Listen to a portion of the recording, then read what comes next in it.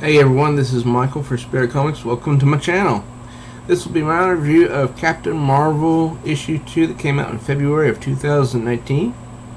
If you're new here, please subscribe and click the notification bell so you don't miss any new uploads. Also, if you enjoy this review, please give it a thumbs up and share it around. And also, please don't forget to comment down below. It helps out a lot. Yes, it does. It encourages me greatly. Thank you to everyone who has subscribed recently. I'm up to 159 subscribers now. And thank you to those who have recently left comments on my videos. Thank you very much. Now, my impressions of this particular issue were not great. I could leave it at that and say, it was okay, it was readable, but that would make for a very short video. So I'm going to tell you why it was so-so. The first one, I really did enjoy. We open up this issue with people talking about Captain Marvel being sucked into some type of barrier that leads to Roosevelt Island, and these people are giving their opinion on Captain Marvel and superheroes in general. Some people hate superheroes, some people like them, some people, are indifferent. Then we have this right here, where Carol is battling Nuclear Man inside the barrier on Roosevelt Island. This portion right here, where she's, this is Carol narrating. This guy, Nuclear Man, formerly Machismo, once upon a time a Fantastic Four villain, looks like a 7-foot Russian pimp. Not the most subtle guy in town. Okay, the reason I point this out is because his name, Machismo, is referred to later in the issue, but the name he goes by now, Nuclear Man, is not, so that makes for some confusing reading. So I just wanted to point that out.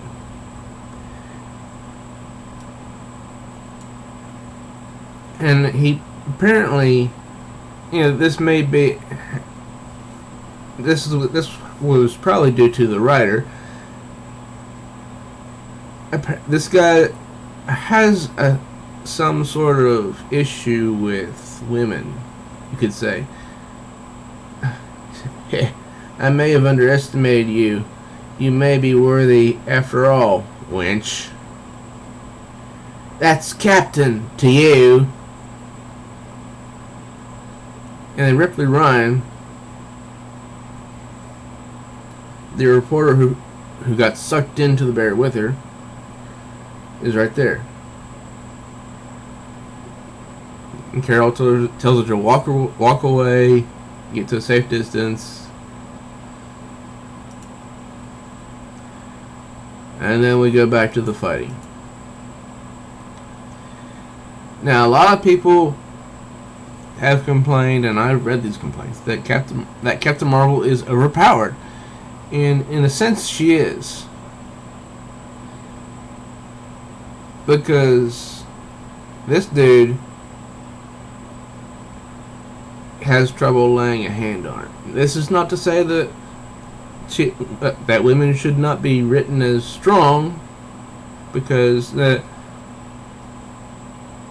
should. I mean, we've got She-Hulk. Of course, she's not drawn like she should be anymore. That's just my opinion.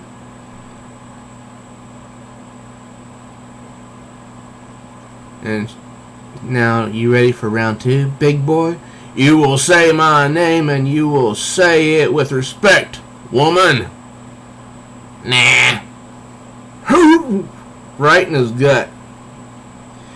Now, this is where I'm glad that the writer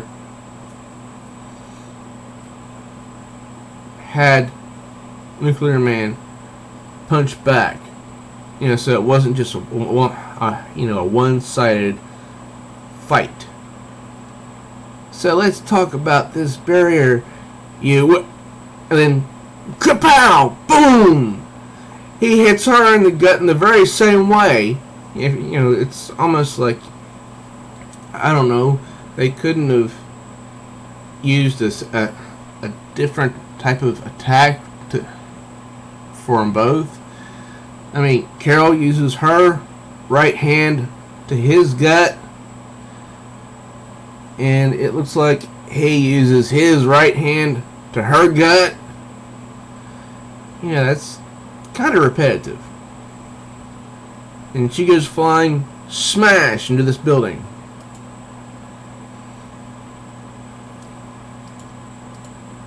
Now, Carol is knocked out.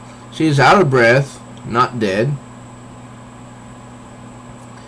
He likes this view of her, on her hands and knees.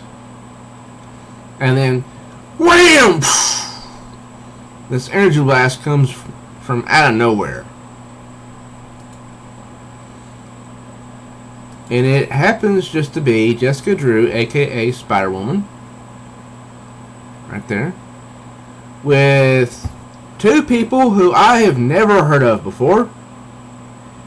Jessica and Hazmat. I don't know who the heck they are, but it would have been nice if the editor had put somewhere here on the page something like Jessica and Hazmat first appeared in such and such title, volume number, and issue number, or something about them, because I have no idea who they are. And also there's some person by the name of Echo. Now here's another piece of the story that gets really funky, and I mean strange. Alright, we see Nuclear Man right here. He's mad. He's coming for Carol. I should have known you wouldn't play fair. Women prove time and again to be faithless harridans who can't be trusted, so predictable. Alright, he's walking toward her. He's mad. He's ready to clobber her. Then what we see next?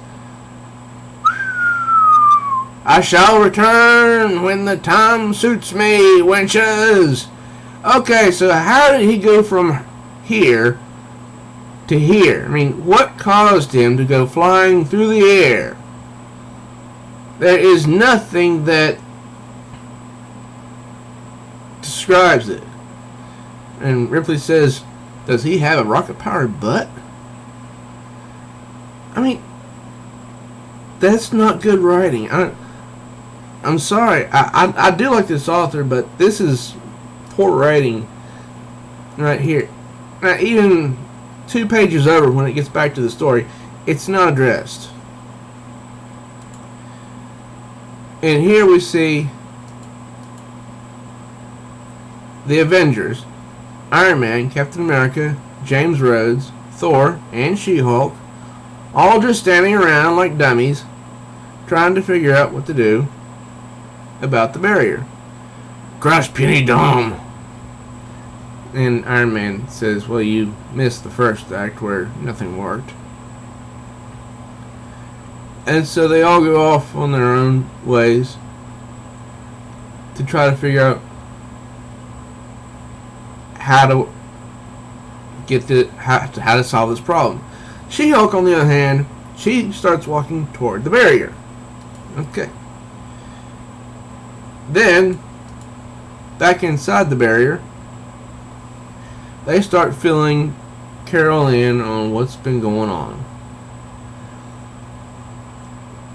Apparently, Jessica Drew, aka Spider-Woman, has been there for 25 days without her son, Jerry. So he's kept in continuity. And then something sticks out on the next page. They show that there's this shelter for people that are on Roosevelt Island. That's on the other side of this barrier, and it's all women. Down here, Carol says, "But I got in after the barrier went up. So did Jessica and Jennifer, for that matter." I think she's talking about that hazmat person. And Jessica Drew says, "We're not completely sure how it works. Only women seem to be able to get through the barrier, which is gross." Yes. Okay, that seems a little bit biased in a way. I don't know why. It just does. But we also thought Nuclear Man must have sealed it at some point because women stopped arriving. In fact, you're the first one we've seen come through in a long time. Only hours for you on the outside, but for about a week for us. Which is strange since Carol narrated inside her head just a page over that Jessica Drew has been there 25 days without her son Jerry. That seems like a little something the editor should have picked up. Anyways,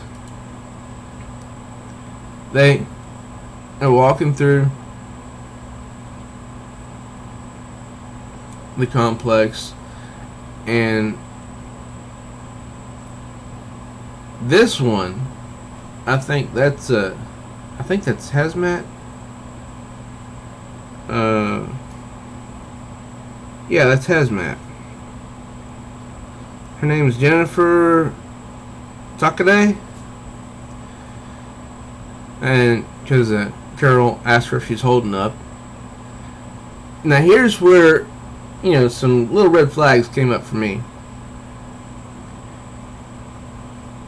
She says, "Ironically, my powers don't seem to be working since I got here, which would be great if I weren't stuck inside Mr. Chauvinist and his Technicolor pimp coat's dumb apocalyptic fantasy world." Okay, now I take issue with that because if you don't know what she's referring to, well, that's a play on the Joseph and the Technicolor Dreamcoat, which is actually a musical. It's regarded as very entertaining by many.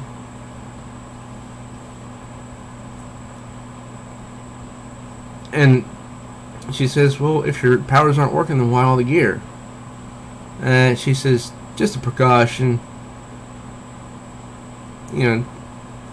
Apparently this girl has the capability to vaporize everyone if she wants to."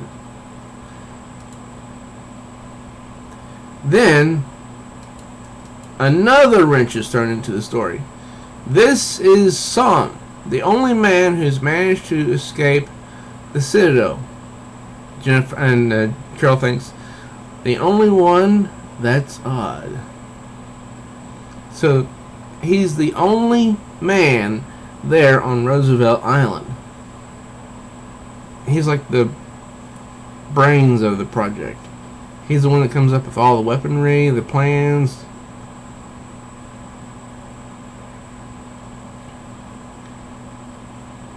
And it's not lost on Carol.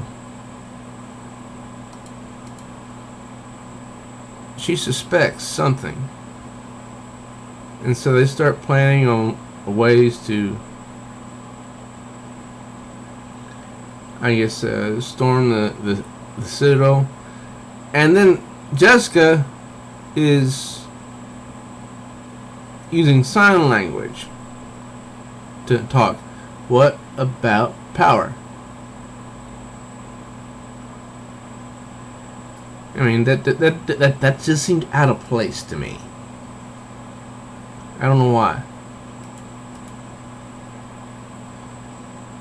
But then they talk about some other stuff. You know, these two are like best buds. So there's no way that Carol wouldn't help Jessica Drew. Because Jessica says, I'm counting on you to help me get home to my son. As she misses her son desperately. Then they start out toward the Citadel. She says that she'll clear out all the fodder while I'm at it. And then this happens. You know, after pages of exposition that really go nowhere, we see this boom.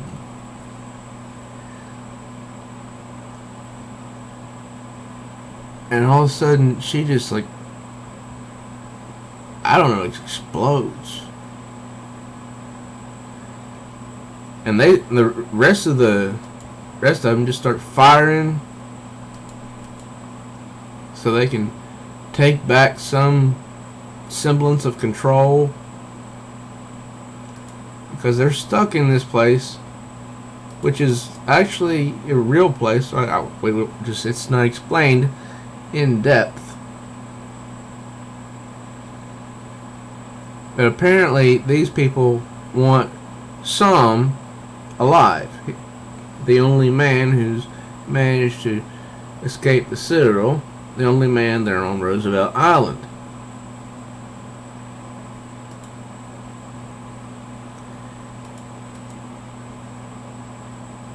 And then Carol lets off another boom! Again, a big explosion.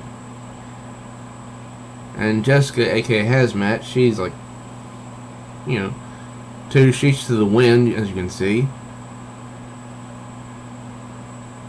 Secure the prince. Well, who's the prince? But do not hurt the bride. Bride? You know, I was totally wondering what the heck was going on then as well. Then I turned the page, and here comes She-Hulk! Well, the current She-Hulk, not the beautiful one from the 1980s. However, the moment she came into that barrier, She-Hulk lost all her power, and she started falling to the ground. And she turned back to her human self, Jennifer Walters, the lawyer. And as you can imagine, boom, gonna hit the bridge there. Next, the harder they fall.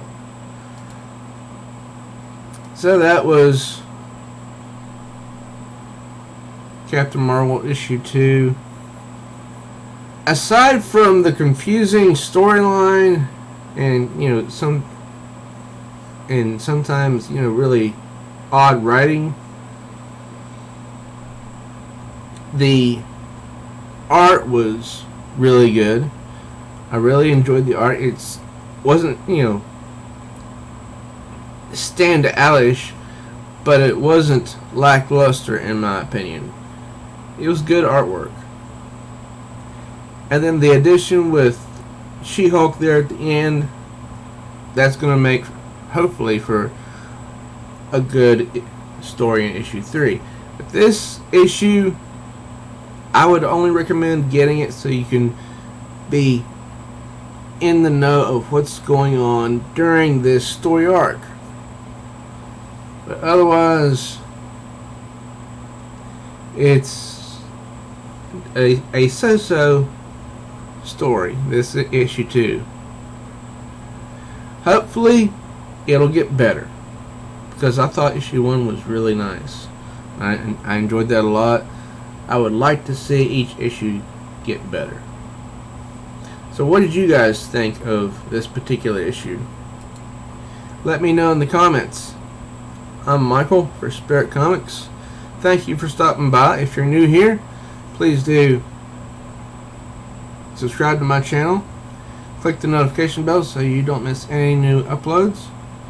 Also, please give this a thumbs up and share it around. And don't forget to comment. And thank you to those who have subscribed to my channel and those who have commented on my videos. I appreciate you very much. Yes, I do. I am Michael for Spirit Comics. Thank you for so much. Thank you for stopping by so much. Until next time, true readers.